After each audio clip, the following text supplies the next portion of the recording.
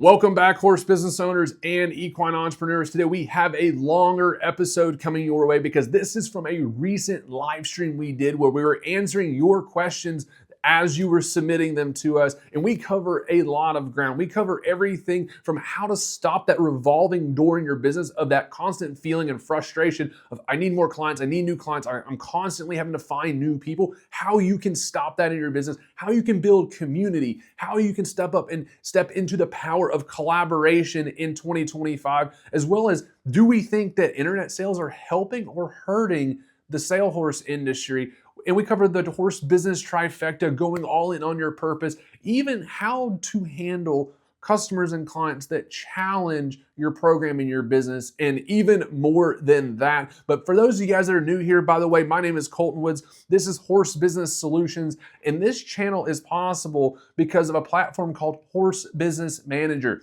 Horse Business Manager is the all-in-one platform for horse business owners that brings the systems, the processes, the tools that you need into one single platform, both accessible on your computer as well as on your phone, because most of us, we know we run our businesses on the go, whether it's a product-based business or a service-based business. We need to have access to those key features, whether it's a centralized inbox, being able to do invoicing, managing our schedule, social media management, all those things accessible on the Horse Business Manager app. All you've got to do to check out that tool, guys, is go to horsebusinessmanager.com. We will link it down below because that platform is what makes this channel possible, and it is 100% there to make sure that you get real results in your business, because we offer a 100% 30-day money-back guarantee, because we only want you using it if it's actually getting a result in your business. So the best thing you can do in your business today, if you want to get more efficient, more organized, you want to get more profitable, and you're tired of feeling stressed and frustrated, disorganized, and you want to have the real systems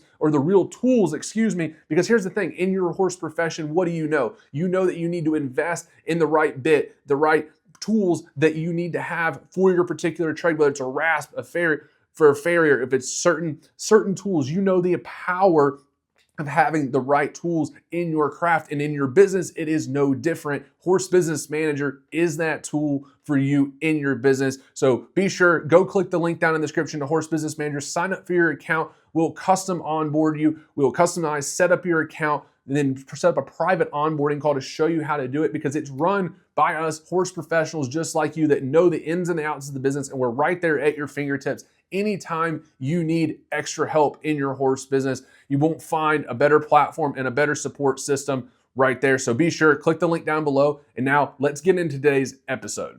So Shane was asking, do you think that internet sales are helping or hurting the business? That's a really good question. And so I think that overall, in general, right, it's probably helping the business. There's a lot of new people, quote unquote, Yellowstone effect, right, that are coming to the industry. Now, should people that are riding the wave of the Yellowstone effect be buying horses sight unseen offline? Probably not, right? Probably not, if we're being honest.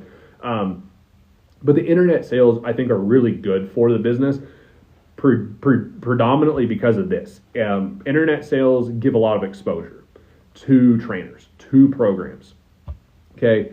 And so when we're building, if you're in the sales or the training side of the business and you're looking at these sales, there's a really good upside, right? Because all you need is two people fighting over a horse, and you sell a horse for a lot of money. But we have a couple clients that sell sales horses, and they've done in-person sales, they've done digital sales, and one of the big angles that we've always found is like, hey, you could put horses in those sales, and sometimes they do really well and sometimes they don't. But one of the things that almost always happens from a sale is that people sell the horses in the sale, and then the people that didn't get to buy a horse but really liked the horses that professional had, almost all the time they come back and be like, well, do you have anything for sale that's at your barn, that's at your farm, that you didn't bring with you? Do you have anything for sale there? And so you get leads, you get potential new customers that come from that. Now the question is, for most horse trainers or sales programs, have you set yourself up to take advantage of that opportunity, right? Do you have the systems in place to actually capture those leads, to be able to get people to reach out to you in that sale? Because a lot of times when I see trainers or sales programs, they just focus on that one horse in the sale, and they leave a lot of opportunity on the table, right? So it takes being strategic and making those decisions, putting the systems in place to get the most out of that opportunity. One of our clients, particularly, they used to put all their horses in the sales, and then now what they kind of do more or less is they pick the sales they want to put horses in. They take really nice horses to the sales that are going to show very well, and they might have a handful of horses back home that just weren't quite ready for the sale yet, but they're going to be really nice horses, and they have those at home, and they go there and they sell those 2 horses, and then they build those connections, they generate those leads, and then they go back and they sell a good number of horses just straight out of the barn, right? Which is good for business, because if they sell good at the sale, the commission and everything works out for the sale, and then also they get to make money on those horses at home. So overall, as professionals, we have to play risk and reward about which horses we put in the sales, because not every horse sells for what we want them to sell. Sometimes sell them, and you got to pick the sales, right? You got to be pretty picky about what sales you participate in, because some sales are marketed like crap, and other sales they market really well. But yeah, I think overall for the industry, they're a good thing. Most of you guys probably know who Solo Select is if you're in the Western industry, and I think it's fascinating to watch what Melanie Smith's doing with the fact that she's doing holiday sales. And I think it's pretty brilliant in a way that it's almost counterintuitive to what we would expect to work, because she just had a Christmas sale and they do a Thanksgiving Day sale, and they literally are putting these sales right on holidays, on these days where people should be busy doing other things, right? But the fact that what we do know is that people remember those days and they're on their phones, right? Like, what are people doing on Christmas Day after Christmas activities? They're sitting on their phone. What are they doing on Thanksgiving after the Thanksgiving meal's done? They're sitting on their phones, right? And so I really have a lot of respect for what Melanie's done, because it's a completely counterintuitive marketing strategy, I think, but it is obviously working. And so that part's really cool. And then obviously that's an online sale as well, but you can certainly go there in person, see the horses before the sale, all that sort of stuff. And I'm glad, Shane, that was a really good question. Of course, you guys will see, like, I always try to take things into consideration, whether it's a big picture thing, into the smaller details, right? Because there's a lot of impact, and we're right here at the forefront of 2025 where we're like, hey, how do I set my horse business up for success going into this next year? And that's our primary focus, right? Is helping horse business owners, be able to have the systems and the strategies to be able to grow your business as you go throughout this next year. And so we spent quite a bit of time, or a little bit of time, talking about collaboration and the importance of collaborating, because I think that's one of the main pillars that is going to be very, very, very beneficial to invest in those relationships. And then it kind of leads us into the second point here, which is community, right? Building community. And so I think it's probably fair to say, if you disagree, tell me. If you agree, tell me in the comments, right? But I think one of the things that has definitely become more distant over the last couple of years is the sense of community, right? If we go all the way back to 2020 and they're like, stay in your house, don't come out, and socially distance, or whatever the hell they called it, and they tell you to do these things, and it broke community down, because people were separated, they're isolated, and there's a yearning for that community, right? There's a yearning for people to want to come together and to be able to spend that time together, and to have people that they can relate to and connect to, and to really overcome a lot of the divisiveness that has been pushed, right? And so the pendulum swings, right? And we've been in this stage. We went through an election year here in the United States, right? And it's a very divisive kind of period, and now people are really yearning to come together. And so, here's a really big thing, especially most horse businesses, right, are service-based businesses. And so most people run into this problem. I ran into this in my own business at training horses and in teaching and that sort of stuff. And I call it the revolving door, right? And within most of our businesses, the clients come in, they come for help, we help them, they leave, they're happy, they disappear, and we need new clients, and they got to come in, right? And so how do we stop this revolving door of constantly needing new clients? Because whether you've added up how much time, aka money, it costs for you to get a new client or not, getting new clients is one of the most expensive parts of a business because of the time that it takes to develop the trust with a potential client, right? And so it's really, really, really important that within our business, if we want to build longevity and we want to take the risk out of our business and we want to actually build a business that can grow, is that we find a way to stop the revolving door where clients just constantly leave. Some clients will leave, but how do we continue serving those clients in there? And one of the best ways to be able to do that is making sure that you're building community, right? You're being able to bring people together and give them something that they want to stick around for within your business. And this really, really anchors people because people want community. They want to be a part of a group of people that they can share values with, that they share interests with, and that maybe in the same location. And it can be digital communities and it can be in-person communities. It can be a hybrid of both, right? I've helped trainers and boarding barns implement communities. I've also helped people that are more online influencer type in the horse world be able to build an online community because they're like, I live in the middle of nowhere, but I want to help. One of them is, she's not a friend, but she's a client of ours that has built a group for women horse people, right? And it's just a group for women to come together that like horses, but are also very dedicated to personal development. And she's like, I live in a town of like 43 people. I can't really do an in-person community because I'm related to half the people here, and these aren't my people, but I want to do this community for women that are dedicated to bettering themselves and bettering their horses. And so that's a virtual community. It gives place people to come together. And community is so, so, so important. And all of us need to be challenging ourselves to go, how can I build community within my clientele, within my customers, right? And sometimes it's doing it via email, and sometimes it's doing it via like actually bringing people together. And if you're a boarding facility or a trainer, you're doing an event, once a week, like 1 weekend a month or 2 weekends a month, and bringing people together. We got one client and they're doing like mother-daughter lesson nights.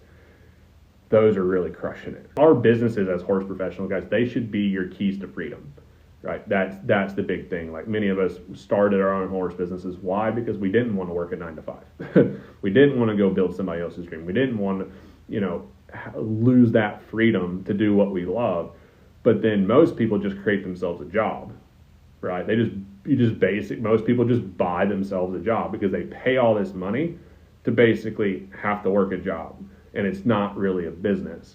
And so it's really important that we run our businesses like businesses, and it's a hell of a lot of work no matter what, but when you treat it like a business, that business becomes your keys to freedom. The freedom that many of us are after, maybe you guys will agree with this. If you do, let me know, but it's, we got in this business to have that freedom to do like what we want to do, when we want to do it, who we want to do it with, right? We want to spend our time with great customers, great clients, great horses. We want to spend it with our family. We want to be able to spend our time with our friends. And that's what our business is there to actually facilitate. But if we don't run our businesses with systems and strategies, and we don't run a business like a business, we're not able to do those things. And we end up working hard to stay broke. And that's a tough reality, and it's a reality that a lot of people live. It doesn't have to be that way.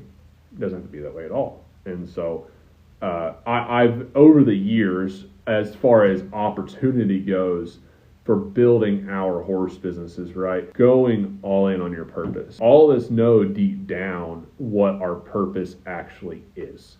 And some of us already know what that purpose is right now, and maybe we're avoiding going all in on our purpose. Some of us might be trying to find what that purpose is. You're like, I'm closer than I was, 6 months ago, but I'm not exactly sure what I'm supposed to be doing. But you have a gut feel, right? And all this, and I think that purpose can change, because I think that, God takes us through seasons of time where we're supposed to be doing certain things so that we can be developing into the person that we're becoming.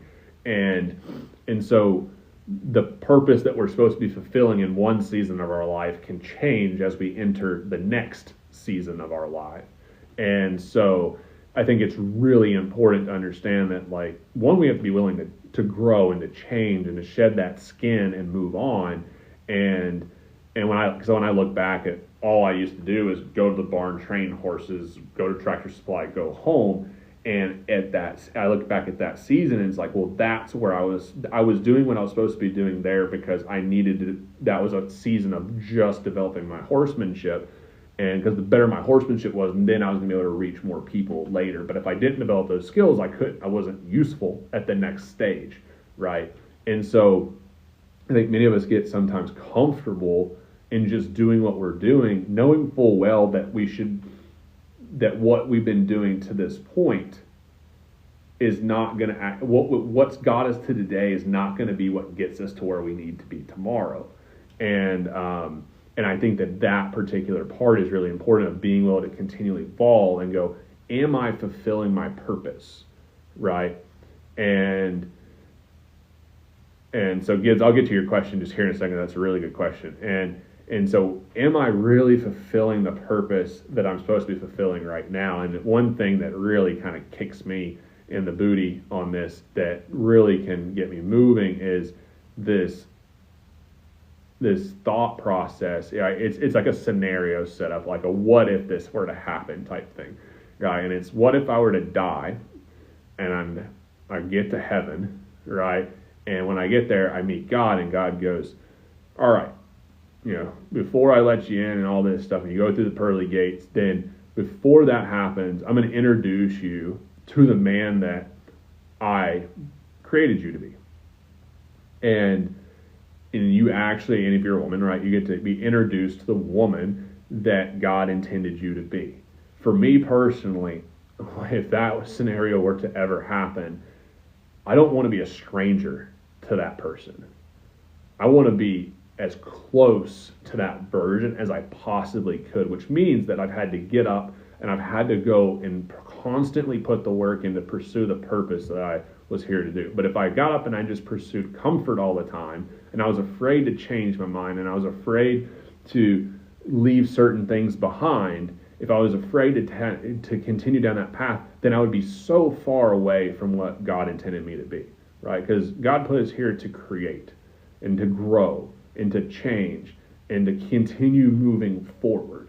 And so for me, like that scenario of potentially ever being introduced to the person that I was supposed to be, that's a constant reminder that the best thing that we can do is we get up and we pursue our purpose. And we find out what that purpose is. We know why that is our purpose, and we go at it. And we don't worry about what other people think, because we all have our own unique purpose. And so that part is a huge piece. And I think going into 2025, if more of us as horse professionals stepped into fulfilling our purpose, whether it's running a kids lessons program, whether it's developing a product, whether it's, training horses, becoming the best farrier you can be, whatever it is, our entire industry, the entire world will be a better place because we really stepped into that. Gibbs asked a question, and Gibbs was asking, how can I start a local community? I tried but didn't get much response. And so I think the main thing when it comes into starting community, right, is we got to find a cross section between what do you do really well and what do you enjoy doing and who do you enjoy helping, right? Because at the end of the day, when you're trying to start a local community, right? I clicked on your profile and it said like, if you're doing foundational groundwork, right? Well, guess what?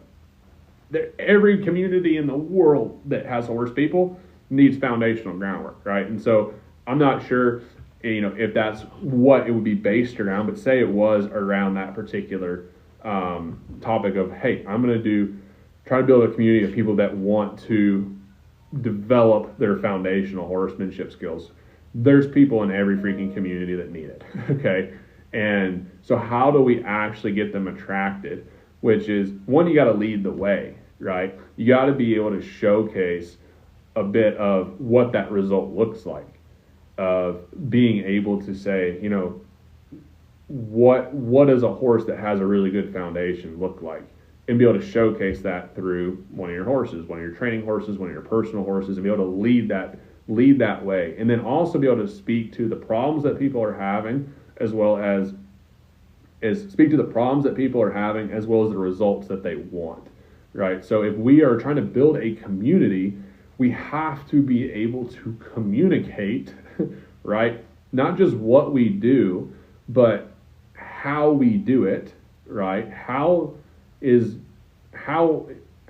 you do what you do in a way that separates you from the masses, right? And so some of us can do that through analogies or through a specific approach that you believe in or that you use, and then being able to showcase proof through results, right? And so it's really, as far as like how do I get people interested, it's more about how you communicate in that way, right? And then are you have the proof to actually help people, right? And so the community side is just it's not about going and I had a student one time that was struggling getting horse training clients, and we have a group call for our private coaching group, right? And so that group calls on a Monday, and we were on this group call with our private coaching student, and she's like, I just can't find any horse training clients. And the way she was talking about it, another one of my students said, stop. She's like, it sounds like when you're trying to find horse training clients, it sounds like you're literally like walking down the road, like picking up a rock and being like, hey, is there one under here? I can't find any horse training clients. Is there one under here? Let me walk down here. Is there one under here? And it's because a lot of times when we need those people in our business, whether it's a horse training client, we're trying to build a community, we're out there trying to find these people. And that's not the way to really go about it, right? When we are trying to build a community, we're trying to build clientele, we're trying to build customers, the best way to build those groups of people is to attract them in, right? Is not to go try to find them and be like, are you here? Are you under here? Right? We're not looking for horse training clients under rocks, right? They're everywhere. And there's lots of these people that need help, but we got to attract them, right? And so we have to attract them with things that they want, things that they can resonate with, things that connect with who they are and what they want in life. And so what are those things? Well, proof, right, through videos or photos or written posts of things that prove, hey, I have something to offer here, and they can connect to that. But also through talking about the problems that they're having, talking about the results that they want, and then taking the problem or the result and then speaking to that through how you do what you do, right? And so we talk about hook, story, offer, right, in terms of written post or a video, of have a really strong hook, have the story, right, the explanation of whatever it is you're trying to communicate, and then the offer, which is a call to action, right? So if you're trying to build a community, it's like, hey, would anybody be interested if I put together a group of people that got together to do these types of things once a month, right? And it's just, there's a question, right? And you can put that stuff out there. There's so many ways to go about doing it, but you have to focus on attracting people. And if you're like, okay, I want to attract them, it's like, who do you want to attract? Then you got to decide, who am I trying to help specifically? This is what we call branding decisions. We have a 5-step process that we go through, right? Now we're into the weeds, right? Gibbs opened up the can of worms here, which is the 5-step process we use to build horse businesses. Number 1 is decisions. Number 2 is attraction. Number 3 is closing. Number 4 is delivery. And number 5 is retain and upsell. 5 is what I talked about a little bit earlier, which is the revolving door. We got to stick a stick in it and stop the revolving door. And we need to retain those clients, upsell, aka continue serving. How do we continue serving those clients? Because that helps them and it helps our business. And so if you're talking about how do I get these people in the community, it's like you got to attract them. But then the question is, have you actually decided who exactly are you trying to help? Stephanie, thank you for that. Greatly appreciate that. And so if you haven't decided, I'm trying to help this exact type of person with that has these goals, right? This is what they want to achieve with their horse, and these are the problems that they have. This is the lifestyle that they live. All of these things. Those are the key branding decisions that we want to make up front, because it dictates how we're going to attract them, right? There's a big difference between trying to attract a trail rider and trying to attract a high-end hunter jumper competitor or a high-end reining competitor, right? Now, they might be the same age and all that stuff, but they have different interests, they have different problems, all of these types of things, right? So it really comes down to one of the hardest problems that horse business owners face in their business is that you know what type of horses you want to train, you know what type of horses you want to work with, you know what you enjoy doing with your horses, but you've got to decide on the types of people that you want to work with. Because it's not the horses that are the hard part of this business. We probably all figured this out by now. It's the people, right? It's the people that are the hard part to deal with, right? And so you got to decide what type of person do I want to serve. And one of the types of people that I like to work with are people that are willing to pay what I charge. And I want them to not just be willing to, but they're excited to pay what I charge. That's a quality I like in one of my clients, right? And I think we all can agree on that, right? But you have to make that decision because some people, some trainers, some professionals, some horse business owners are hell-bent on serving a demographic of clients that are absolutely broke and they constantly want discounts. And guess what? Those people will always need help. There will always be horse professionals to help them. But it is honestly one of the hardest ways to run a business when people are constantly trying to nickel and dime you, right, and not respect your value. They don't respect your value, their budget. They're basically buying on it's not that they're buying on a budget, but they are what's the word I'm looking for here is they're constantly looking for a deal. And it's really tough. That's a really tough thing when you're in a service-based business and you're exchanging your time. You're exchanging something that is limited in your life. You don't know how much time you have left, and people are constantly trying to get you to discount your time. You can do it to begin with, but here's the thing. It gets exhausting. If you haven't been exhausted or burnt or feel just absolutely used yet, it usually comes, right? And so Meg said, do you turn down clients for balking at price? I bolt from red flag people. So here, yeah, red flags are red flags, my friends. And we use an application process to identify red flags. Okay, we use all of my horse training program, our clinic program, even our private coaching program for horse business owners. Guess what? It's called an application process. Right, we have people apply for any of our services. Why?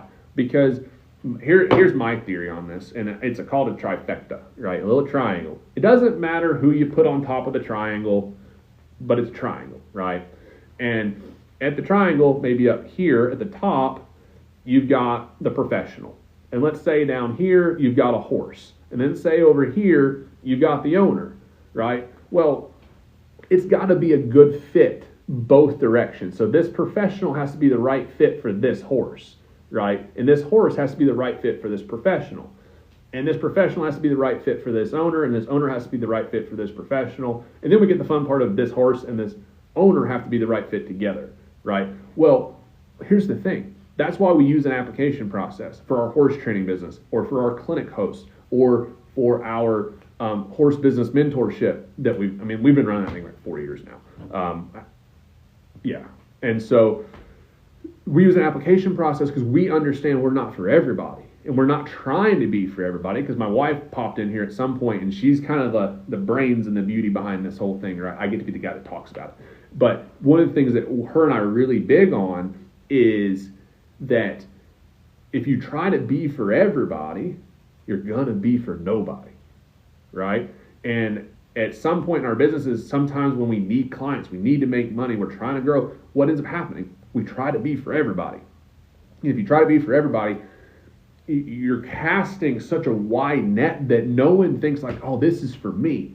Versus if you try to be really focused on who you're serving, what type of horses they have, what type of results they want, what type of problems you can help them solve, right? And then you focus in on how your approach or how you do what you do separates yourself. That attracts the right people in. And the riches are in the niches. Not that any of us got in this business to get rich, right? But there is more value in you being more specific, more specialized in what you do. and being able to communicate that, right? The more specific you can be about what you're communicating and how you can help people, the more people are willing to pay because they know that you're able to help them specifically.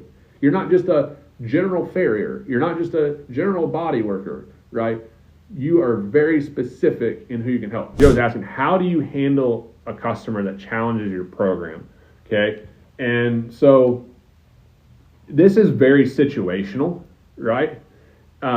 Because it's always trying to understand what the person's intent is behind what they're asking, right? A lot of times people will challenge what you have to say as a professional because they don't understand, right? Maybe, or they've been taught something completely different, right? So when someone goes to challenge my program, which I've had people do, right? It's human nature. And frankly, I would rather them actually challenge the program than not say anything at all. And then at some point down the road, it come up because they've been sitting on it for a while, right? And they didn't say anything, right? So I actually am very transparent with any of our clients, whether our business mentorship students, whether it's, a clinic student or a horse training client. I always tell them, like, if you do not understand or you're concerned or you don't understand or you're about something, tell me. I am more than happy to teach you, to explain to you what exactly we're doing, why we're doing what we're doing. But if you don't say anything and there's a problem, I can't do anything about it because I want there to be an open line of communication. Okay, I worked for somebody at some point before I went off on my own, and one of the things that actually became the reason that I left that job was because I would ask those types of questions of, hey, why would you do it that way, or why do you want me to do this? And that person just continued to get defensive, and I was genuinely wanting to learn. That was 33% of the reason I was there, was to learn. And anytime I asked a question, the person got defensive and then quit answering my questions. And obviously that created an issue because I was genuinely trying to ask that person, and I'm a very person, I have to know why, right? I never outgrew my 2-year-old stage. That person didn't want to tell me why. They just wanted me to do it, right? They didn't want to explain why. They was like, just do your job. And that doesn't work well for me, right? So with my clients, I want to make sure that open line of communication so we can avoid the situation where they just swallow their feelings, don't say anything, and they end up getting pissed off and it comes out 4 months later, right? We don't want that to happen. And so when someone does challenge the program, I look at it as completely an opportunity, right? First and foremost. That doesn't mean that it won't go sideways later, but first and foremost, it's an opportunity. And within that opportunity, I want to figure out, where is it coming from? Where is the challenge coming from? Is it a lack of understanding, right? Is it because they have been taught something or believe something that's completely different and it's a belief misalignment, right? Where is it coming from? And so I have to have understanding, okay, guys? I have to be able to understand what they're thinking, why they're thinking what they're thinking, so I can handle that challenge, right? A lot of times when if a person challenges the program and then a trainer or anybody, like a farrier, right? How many people like to tell their farrier how to do their job, or how to tell the veterinarian how to do their job, or how to tell the horse trainer how to do their job, right? Here's the issue, right? Is if someone challenges your expertise in what you do, and the first thing that you do is you try to explain away, you try to justify, you try to convince them, most of the time that stuff doesn't work. Because you don't really have enough of an understanding of where that person's coming from, right? So I like to ask a lot of questions, okay? So depending on how they challenge or what they say, I'm going to ask them questions so that I can further understand where they're coming from, okay? Which means I'm not going to get defensive. I'm going to try not to get defensive. I might drink blood by biting my tongue and saying what I actually want to say, because I know that that's not going to help the situation. But then I'm going to turn around, I'm going to continue asking them questions about, hey, okay, you're challenging, this. And so why? right? And you just go through, ask questions, ask questions, ask questions. And then once you feel like you really understand where they're coming from, you're like, okay, I totally get it. Now, X, Y, Z, A, B, C start to explain, but you take where they're at mentally, right? You take work from where they're at, just like we would with a horse. You have an understanding of where they're coming from, and then you start to explain from where they're at what you're doing, why you're doing what you're doing, and how it connects to what? How it connects to the result that they want. Okay? That's the golden piece. You have to understand where they're at. All those questions come from to figure out where they're coming from. You already have an idea of what they want, result-wise, where they're coming from. So if you're a trainer, you probably already all have an idea of what the result is they want as a trainer, right? If you're a farrier, you probably have an idea that they want their horse to have a balanced foot. They don't want to be lame, right? Like all the things. We already know we usually already have an idea of the result that they want. So then what do? We work from where they're at. We explain, okay, I totally get where you're at. I understand this and that and this and that. And then you start to connect your process to how you do what you do, and then magically it leads to what they want, because that's what you're there to do. And you explain it. And then you take a challenge, and now you have the opportunity, right, to be able to help them, right, understand. Now, if your values don't align, and you're like, hey, you and I aren't on the same page, Sally, because you think it needs to be done this way, and I think it needs to be done this way, then we're probably not the right fit. And I'm glad we figured it out now, right? And it doesn't have to be a bad thing, because you do it through basically discovery. Now, I try to avoid a bunch of that stuff through an application process, right? But one good example of that is, I'm in my ball cap now, right? But I wear jeans, a button down, cowboy hat. I got my unicorn sticker on that my daughter gave me this morning, right? And still sporting the unicorn sticker. And so, but I get on there and I'll get on a call with a potential training horse client, which means they got through the application. I'm like, cool, we could probably help this person. Let's get on a phone call and let's talk through it. And we go through the closing process of our 5-step process with our business. Go to the closing process. And then they're like, yeah, this sucker is just, and despite how much stuff I put on social media and on our website about how I'm not going to cowboy your horse, like that's just not my approach. That's not how we do things. Sometimes people will just click apply because we have a good reputation and people know that we can get the job done that we say we're going to do, and they want us to do the job. So it's like, cool, they apply, but then they're like, yeah, he just needs to be spanked around, da da da da da da da da. And I'm like, hey, Carol, I'm more than happy to help you with your horse. And in fact, I can help you get the problem resolved with your horse. But if you specifically want someone that's going to do that with your horse, I'm not your guy. I was like, but if you are cool with me taking this type of approach and I explain our process, then I can absolutely help you get the end result. And guess what? Those people prefer my approach anyway, compared to just pulling and spanking their horse around, which is ridiculous.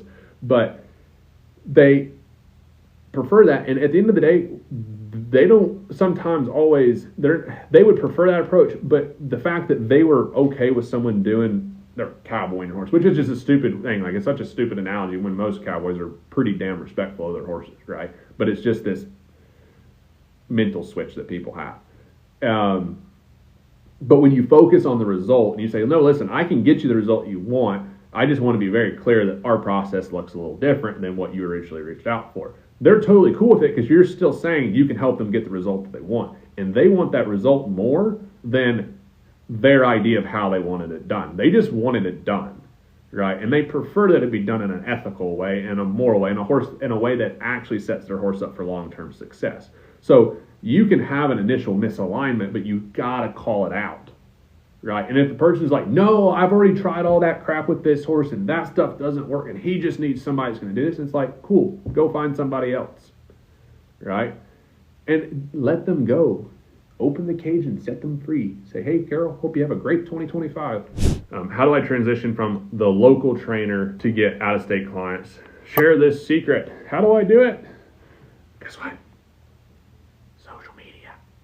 Okay, seriously though, right? Seriously, how do you go from being the local trainer to actually getting out of state clients, developing brand, and those sorts of things? And one of that is going through what I talked about earlier, which is being able to communicate what you do, who you do it for, how you can help them, and how your process is specifically works to go from where a horse is at or where a person is at to where they want to go, right? And be able to communicate that and put it out, put it on YouTube, put it on TikTok, put it on Facebook, put it on Instagram, right?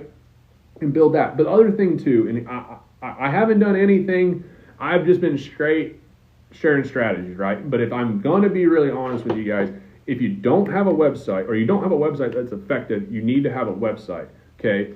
Because, so we have a platform called Horse Business Manager, right? I'm sharing this with you because if you're serious about this in your business, this will help you, I promise. I use it in all of my horse businesses. All my stuff's on it, okay? And you can put your website on Horse Business Manager, okay? And then it has the systems, right? We have the application systems, we have the follow-up systems, and all these systems are built to where it attracts the right customers, okay? So if you don't have a website, you're like, I suck at building websites. There's two things. One, you can use the templates and you just literally change the colors to your colors and you put the text, the type of text where it needs to go, okay? And it is a funnel. It guides people to take action so you can attract the right customers. Then the applications are there. We've already got the forms and the buttons and the follow-up emails and everything that's already connected, okay? You just personalize it to your deal. And having a website is really important. Pre-2020, I would have said, hey, just hit social. Don't worry about the rest. Like, attract clients through social, DM them, all that sort of stuff. But here's the problem, is that the Amazon effect happened, right? COVID happened, right? I don't know if I can say that word out here without getting blocked, but I'm going to say it anyway. And here's what happens, right? And this is not about you guys sign up for the software. I recommend you do because there's a lot of, one, it can save you a shitload of time, it can make you a lot of money, and we have a private community for horse businesses that we teach even more of this stuff in, okay? There's a lot of reasons to go over there. But in trying to help you guys with most value here is that your customers, the people that you're trying to get in touch with, have buying habits, and they're used to being able to find the information that they need without having to wait for you. So a website is more than an informational brochure, right? A lot of horse trainers think, I just need to tell them all about me, about my program. It's like, it's not about you, it's about them. So your website needs to be focused on them and how you help them and how you're different and why they should utilize you. And they need to be focused over there, okay? And then they go to your website. So when people are checking out your program, then they go, oh, wow, cool, right? Sally Joe has her program and I can apply for it. And when she applies for it, guess what we have is an automation text that says, hey, Carol, thanks so much for applying. As soon as I have the chance to review your application, I'll be in touch with you. And guess what that does? That sets the bar for communication, clear, consistent communication. It's a great way to start a relationship with a client. And it starts with good client boundaries, okay? So then you know that you've got someone that can read something, follow instructions, and wait. And I don't know about you, but I like clients with those qualities, right? So that's why we use that process, right? Then we have systems on the back end that makes it super easy for you to get them to schedule a call if you want to work with them, to send them a message that you're like, this person's not for me. You can send them a really client message. Guess what? You don't have to type those anymore because it's just automated. You just have to move people across. Like it's freaking game changer, okay? So you have to be able to have the website that goes with the social media is really freaking powerful, because then if you don't have that, people assume, oh, they don't really know what they're doing, or oh, they don't have a whole lot of stuff going on, right? And there's a level of expectation that's within the marketplace that if you're going to start attracting outside of a local community and starting to go wider, you have to be more accessible. People have to be able to learn about you when they're ready to learn about you, and they have to be able to start to take action to work with you, right? It's what professional businesses do. So that's a really big piece of it, right? Within Horse Business Manager too, like there's social media planners. We've got where you can do all your invoicing, so you can do recurring. You can set up invoices one time, and it automatically sends the same day every month. It follows up with them. You can do one-time invoices if you're a farrier. There's an app. You can get paid off the app. Like, we've got it, guys. It's decked, okay? You know, Meg was on here saying, like, hey, websites are cheap to build, and they're super simple and stuff like that. We've tried to make that process super, super, super simple. Gibbs, I'm not sure what link you're looking for. If it's the Horse Business Manager link, literally it's horsebusinessmanager.com. It's also linked in my bio. It's the fourth one down on my bio, if you click the link in my bio. So here's the thing with websites is that you don't want to slap these things together. Websites are your customer experience. And I'm not taking this away from what you said, but I think it's really important is that the messaging and what is communicated on a website is super, super important, that it is accurate. We use a branding strategy and we use a messaging strategy to craft the copy, the written words that go onto a website, because it's not just what you say, it's how you say what you say. And that is a massive difference in a lever of, are you going to attract the right people and are you going to push away the wrong people, right? So in a way, websites can be simple, but it's how effective are they, right? What horse professionals do on a day-to-day basis is not that different, but how you do what you do is what separates you from Joe and Susan and Sally and all these other people, right? It's how we do what we do. So, so that part's really important, is just that I see a lot of horse trainers or a lot of horse business, and they just slap websites up, and it's just like, oh my goodness, like this could be better, okay? And so we've tried to make that process easier through the templates on Horse Business Manager. The other thing though too, and we've put together a ridiculously cool offer for those that are interested in it, where we'll actually build your websites for you and we'll build all your systems for you, and it's super affordable. My wife, for you guys that don't know, like she's been on the graphic design, the marketing, the branding side for 15 years of the business, right? I've been on the horse front, teaching clinics, training, all that sort of stuff, and then she's been running all of my media, but also she's worked with some of the top English hunter jumper dressage clients, breeding farms, Western performance horse trainers, as well as clinicians, and so she's been on the back end of that. And one of the big things that we've wrestled with is God's been saying, my purpose for you is to go serve these horse professionals, because of the things that we've talked about, whereas the better our business runs, then the better this industry gets. And so her and I have just basically brought our skill sets together, and that's how Horse Business Manager has come together, right? How do you prioritize when your time is maxed out on training horses? Okay, so this is a really good piece here, right? Because a lot of times in our businesses, we get focused on just keeping the day-to-day going, right? We spend our entire day just keeping things afloat, and you can't do that. This came from a farmer, of all things, a farmer, okay? And this farmer was saying that if you spend more than 30% of your day just doing the day-to-day stuff, you don't have enough time in the day to actually move your business forward, right? And that might mean that that's your chores, right? That's definitely like cleaning stalls, getting horses fed, and in a certain extent, and it's not as much, but in a certain extent, it is getting the horses rode, okay? The difference is that by getting our horses rode, particularly if you're riding like performance horses, you're getting those horses ready to go show. You're getting those horses ready for a bigger opportunity, okay?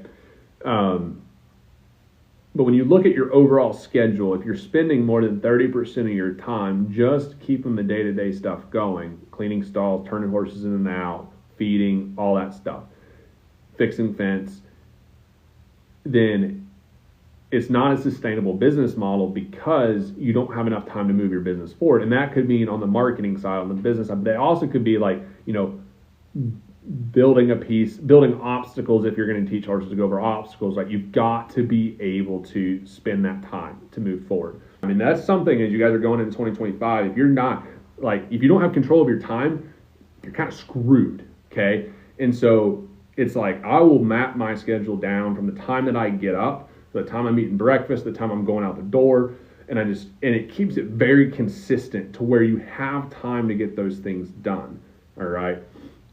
If you are booked up with horses to where you're spending all day riding your horses, then here's the thing that you want to probably consider, which is, number one, You might have to get up earlier or go sleep a little later so that you have time working on the things that you need to be doing, whether that's the marketing, the branding, building your website out, right? You might have to use time on the front end or the back end of the day, right? But in the long term, what could you do? If you have that much demand, if you are completely booked up with training horses and you've got a wait list, what can you do? You could raise your prices, okay? You got a couple options, right? You could raise your prices by 20% and then reduce your training horses by 20%. And what does that mean? Now you're training 20% less horses for the same amount of money. So you're making the same amount of money, but 20% less work, right? So if you had 10 horses in and you raised your prices 20%, now you're training 8 horses, but you're training 8 horses with the same amount of money. Technically, you're making more money because of profit, okay? So you could do that, or if you have that much demand, you could bring someone in to help you, right? Which is what most people should be doing, which is you get someone to clean the stalls, you get someone to turn the horses out, you get somebody to feed the horses, you get someone to, you delegate, that's how you get off the hamster wheel, you delegate some of those tasks to other people, which means you better be charging enough to be able to do that, right? It should be built into your cost. So it shouldn't cost you anything, it should already be built into that, and now you actually pay someone else to do it. Instead of you spending 3 hours a day doing chores, you could then take those 3 hours and work on building your business forward, right? Or you could say, I don't need 3 hours to build my business forward, I need 2 hours, so I ride 1 extra horse and I build my business forward. Now you're making more money, right? It's really important though, you gotta take control of your time, you gotta stop doing the things that you don't need to be doing. My wife has a rule for me. We're not perfect at this, okay? We're not perfect at this, but we try to do it our best every single day, which is, if it doesn't take your face or your voice, you don't need to be doing it, okay? If it doesn't take your face or your voice, you don't need to be doing it, which also means if you're getting paid to train that horse, then it takes your face and your voice. It takes you. If it doesn't take you to get it done, you don't need to be doing it. And then guess what? You don't have to be the one cleaning every stall. You don't have to be the one feeding every horse. You can have a system. You can tell your intern. You can tell your working student. You can tell the person you've hired. This is how I expect to do it. And if you don't do it this way, I will fire you. Okay? And that's it, right? And that's how it goes, right? And so you can delegate, you can hire it out, and that's really, really, really, really important, right? That's something that I did not do early enough in my business. And so like Stephanie was saying, like my biggest struggle is figuring out creating content in the advertising part. So I'm gonna give you a little hint on this. Document, don't create. That comes from a guy named Gary Vaynerchuk, right? And so Gary's big thing is document, don't create. A lot of us, when we go to create social media content, that means that we have to start this big arduous process to create content. Document, find moments throughout your day that you're already living and doing that you can just document, right? Whether it's a farrier and you're like, okay, I'm gonna take a photo of this horse's feet before and a photo after. All you did was take 5 seconds before and 5 seconds after, and now you've got a transformation photo, right? Or you're a trainer and you get done riding a horse and then you take a picture of its cute little ears from behind while you're sitting on it, and you type a quick post about the reflections that you had of the thing that you learned or the thing that the horse struggled with or the thing that went really well, and you just document, you just share what just happened. Right? You don't have to go out there and create a bunch of content. You can start, you got to build the marketing muscle, right? You got to start by just documenting. And that means you got to open your eyes to the things that are already happening on a day-to-day basis that you can share with people. Because many of us, what we fall into is the problem that we don't think our lives are all that special, right? And so we look past these little moments and we don't actually think much of it because it's what we do every day. But a lot of your potential clients and your customers and the people that you want to reach, they want to live vicariously through you. They want to see those things, right? And so that part is really, like, you can capture those moments and share it. So you just document, you just go. And some days you're on a roll, right? You're on a roll and and guess what? Don't post everything in one day. You got that thing on your phone called the notes section. Or you have a photo album you can save videos in, right? I'm a big video guy. I like video for a lot of reasons. Won't get into that because I'm running out of time. I have to go feed horses here in a minute, okay? But it's really important to focus on building the muscle. Stop. And when you think create, everybody gets stuck. So I don't know what to post. I don't know what to say. I don't know how to say it. I don't know what the photo to take the photo of. I got to set up this. I got to be wearing a better shirt. My hair doesn't look good. Screw all that shit and take the freaking picture, take the video, write the damn post, and put it up. Right? And if you haven't done much of it, you'll suck at it to begin with. And guess what? You'll get better. And you'll get better. And you'll get better. And a blind squirrel finds a nut occasionally, and you might just have something that goes viral, okay? And it works, okay? It's just how it goes, right? I'm just here to show you. And okay, and here's the thing: like once you do get it going, and you get a batch amount of content, and you're like, I need to schedule this shit out. You know what you do? You go to Colton's link in his bio, and you click on Horse Business Manager, and you get a Horse Business Manager account, and you use the social media scheduler, okay? And then you go to the next level. But that's not, you don't have to start there. Now, you should have Horse Business Manager for a lot of other reasons. When it comes to social media content, you don't have to start there, okay? And so Stephanie's saying, I'm worried about the horses looking perfect, trying to get over that. Here's the thing. I will tell you this from a mentor of mine who is about 15 years in front of me in the industry, and he had a marketing person come into his business, and this is a big mistake, and they made him look like perfection all the time. And guess what kind of precedence that set? Because this guy is a learner. He's constantly getting messy and learning and working through the sticky shit. And this marketing company made him look perfect. And guess what he couldn't do? Then he had to keep up this perfect image. You know what Colton did, because I was 10 years behind him, 15 years behind him, is I've just shared my journey of learning, of building, of making mistakes. And guess what? So that way, when my horses don't look perfect and someone wants to rip my ass on the internet, I let them have at it, because the more that they rip me apart, the more the content goes viral, and the more I find the right people. So if you constantly try to put out perfect stuff, you're going to build a precedence that's really hard to upkeep, right? Versus we're all learning, we're all getting better. And if you let that be a part of your message, it can be super helpful on your social media content. So Stephanie, where can you get the links? If you go to the link in my bio, there's Horse Business Manager. That's where you sign up for that Horse Business Manager account. You can sign up there, guys. We custom set up your account.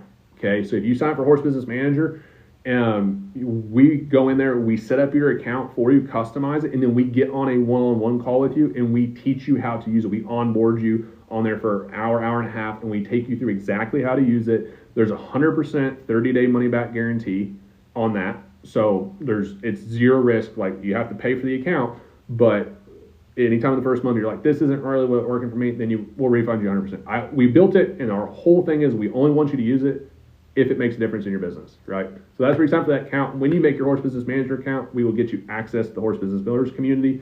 If you're like, I want one-on-one help, you want to get on a call with me each week, and we want me to help you lay out these strategies, all that sort of stuff, then if you go down, you'll see a business mentorship for established horse business owners. That link is there, okay? It's about halfway down. Okay, so there's that. I used to do a series. You guys will still be able to find the videos on YouTube or on the podcast, which was called Monday Morning Motivation.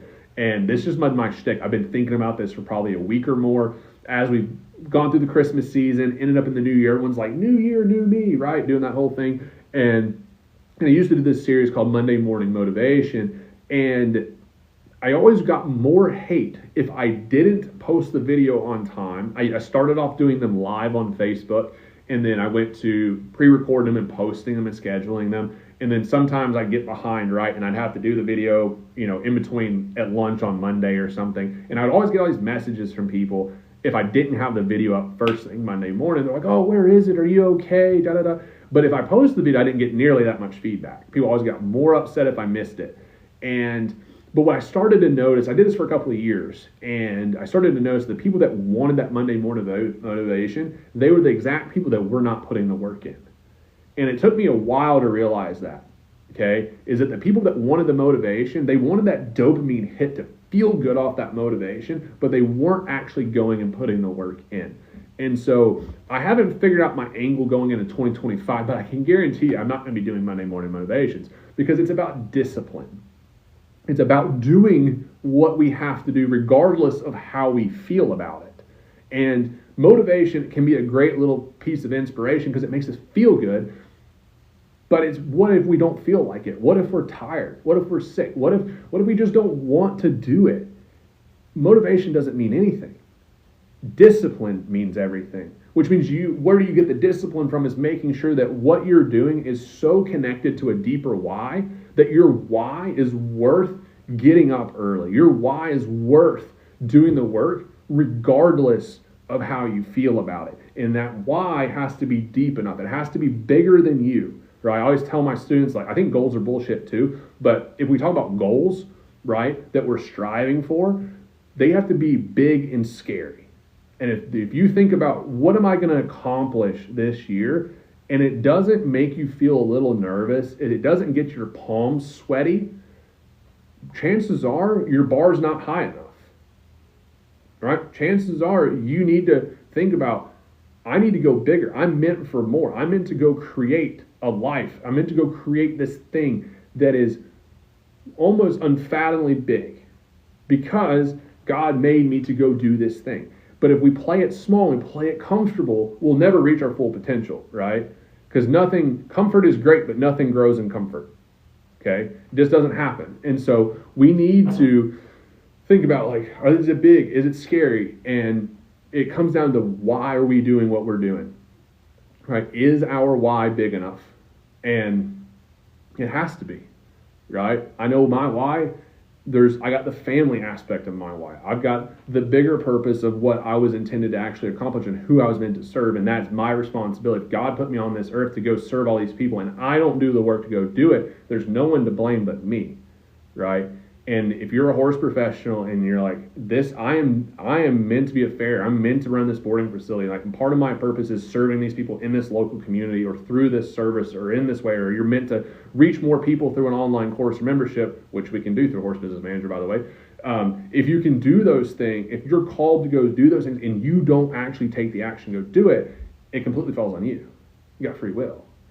And so it comes down to us having the discipline. And I saw somebody share this, and it's that cliche thing that we overestimate how much we get done in a day, and we underestimate how much we can get done in a year. And some of you might be finding this inspirational. And Stephanie, I'm glad you quite scrolling too, right? But I don't want you to find this inspirational. I don't want you to find it motivating. I want to, hopefully you can find it to be clarifying, right? And that you can spend some time this evening, probably not on your phone or on your computer, but maybe with a journal, with a pen and paper, writing through, what is it that you're meant to be doing this year? Who are you meant to be serving, right? And what are the things that you should be doing? Like, if you know what that purpose looks like or who you're supposed to be serving, it's like, what are the actions that I have to take? Not what motivation do I need to go do it? Because if who you're meant to be serving is the people that you're actually, that should be motivating enough, right? What are the things that you're supposed to be building? If that is connected to your core deep enough, you shouldn't need to be motivated. You still might need to be disciplined. Because someday we're going to wake up and it's going to be 27 degrees, rain's coming in sideways, it's going to be cold, and we're not going to want to go outside. But you got to, right? And so, guys, I'm pumped up. I'm motivated, right? But it's because I got to have the discipline to get the hell off of here and go actually feed some horses and help my team and help my wife, right?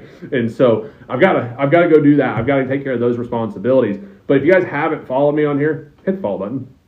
I'm going to do this again. I got more content coming out. Some of you guys have seen about the Horse Protection Act thing that's coming out. If you haven't, please go to my YouTube channel, watch the video, click through some of the TikTok videos.